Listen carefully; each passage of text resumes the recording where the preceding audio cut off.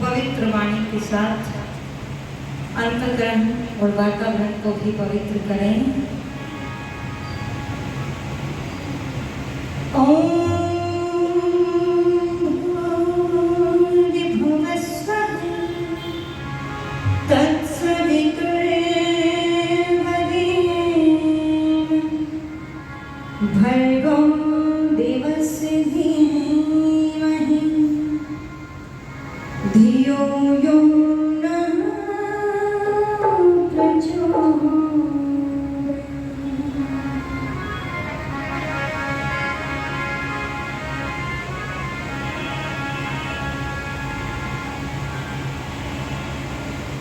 अग्ने मिले पुरोहितं यजस्रेव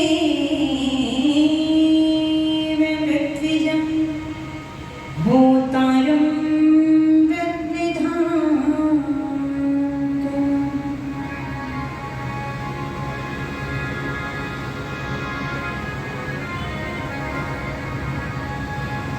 पाप की बेल बढ़ी और पुण्य घटते जाते हैं, इसीलिए यशों की ओर संताप बढ़ते जाते हैं। अच्छे पौधे तो पनपते हैं पानी देने से प्रकार। अच्छे पौधे तो पनपते हैं पानी देने से प्रकाश। ये झाड़ी और झनकारी अपने आप बढ़ते जाते हैं। और क्या कहा?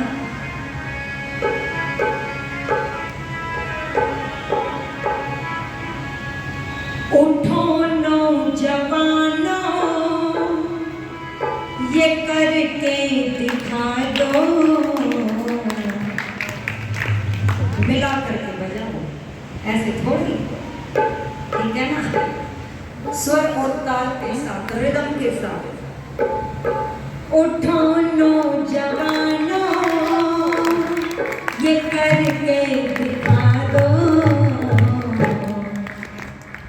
तूफानों में जीवन के ये दीपक जला दो। तूफानों में जीवन के ये दीपक जला दो। उठो नौजवानों, ये करके दिखा दो। तूफान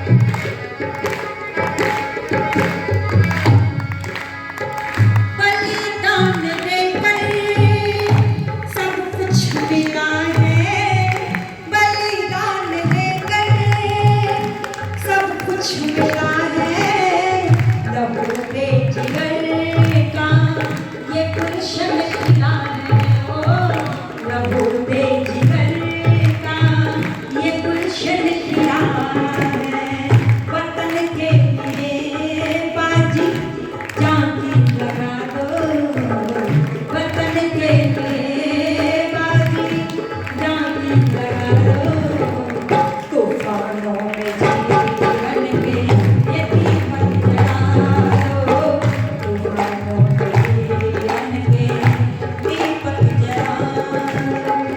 उठो नौजवानों ये करके दिखा दो, तूफानों में जीवन के दीपक जला दो, तूफानों में जीवन के दीपक जला दो। उठो नौजवानों ये करके दिखा दो, तूफानों में जीवन के दीपक जला दो, तूफानों में जीवन के दीपक जला दो, तूफानों में जीवन के दीपक जला दो, दीपक जला दो।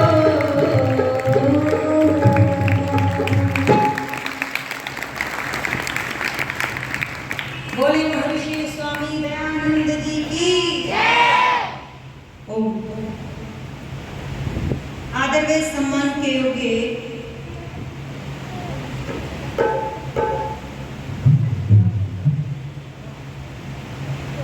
मंच का संचालन बड़ी निष्ठा और कर्मठता के साथ जो कर रहे हैं श्रद्धेय स्वामी जी महाराज श्री ब्रह्मानंद जी सरस्वती।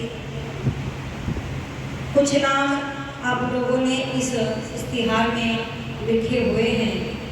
कुछ प्रत्येक सत्र में उपस्थित होते हैं, कुछ एक दो सभाओं में देखने को मिले हैं और कुछ कारणवश परिस्थितियोंवश किसी भी सत्र में देखने को नहीं मिले हैं। पर अभी समय है, धीरे धीरे दर्शन होते रहेंगे।